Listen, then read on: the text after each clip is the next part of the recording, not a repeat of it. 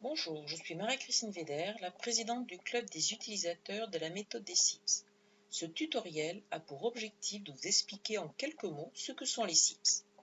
Les SIPS, soins infirmiers individualisés à la personne soignée, sont un indicateur de charge en soins, pas un indicateur de charge de travail. Pour calculer une charge de travail, il est nécessaire de l'associer à un autre indicateur, les activités afférentes aux soins, qui, eux, mesurent toutes les activités hors soins.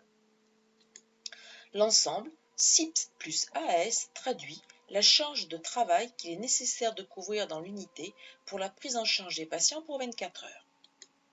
Un indicateur de charge en soins est nécessaire car nous devons faire face à une évolution constante de l'activité soignante, en lien avec de nouvelles techniques, mais aussi des durées de séjour de plus en plus courtes, des types d'hospitalisation qui se diversifient, l'hospitalisation complète, y compris l'hospitalisation de semaine, l'hospitalisation de jour ou ambulatoire, et les séances administratives du type dialyse, radiothérapie.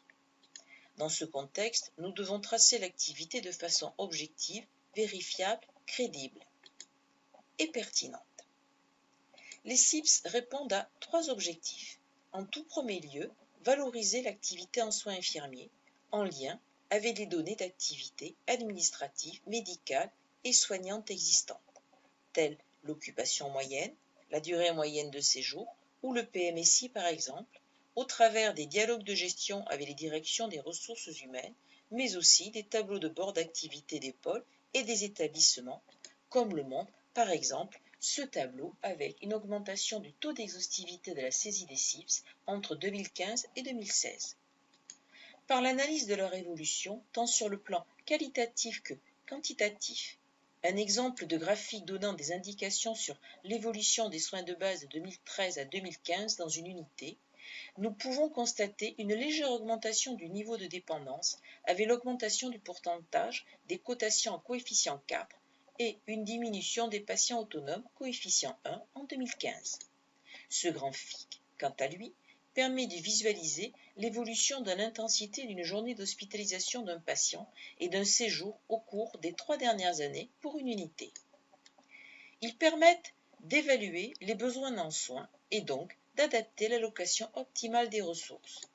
Et ils contribuent également en 2016 au calcul des coûts des séjours dans l'échelle nationale des coûts comparés. Les SIPS sont une méthode d'estimation de la charge en soins infirmiers qui permet de déterminer un indicateur. Elle repose sur 2 éléments fondamentaux. Une appréciation globale et synthétique des soins pour un séjour de patient, global, car nous mesurons les données des dernières 24 heures et pas uniquement l'activité précédant l'attribution de la cotation. Synthétique, elle ne s'inscrit pas dans une démarche analytique, c'est une méthode par seuil, sans valeur intermédiaire, qui a défini des profils. De ce fait, les grilles de lecture des coefficients que nous vous proposons ne sont pas exhaustives, mais illustratives de ces profils. Le deuxième élément est la demande en soins du patient. Elle ne correspond pas à l'idéal infirmier ou aux soins réalisés. Elle répond à la question que se pose toute infirmière lors de l'élaboration de son plan de soins. Quels sont les soins que j'ai besoin de programmer pour ce patient? Car elle adapte son offre de soins à chaque patient en fonction de ses besoins. Par exemple, un enfant de 2 ans dont la maman accompagnante assure l'échange, la toilette et lui fait prendre ses repas, n'a pas la même demande en soins qu'un enfant de 2 ans dont la maman n'est pas présente. Dans le premier cas, l'infirmière vérifie que la maman a réalisé ses soins. Dans le deuxième, elle programme tous ses soins d'hygiène, de confort et d'alimentation. Nous aborderons dans un autre tutoriel comment coter ces indicateurs et quels sont les éléments à prendre en compte. À bientôt, mais pour plus d'informations, vous pouvez aller sur notre site sips.fr.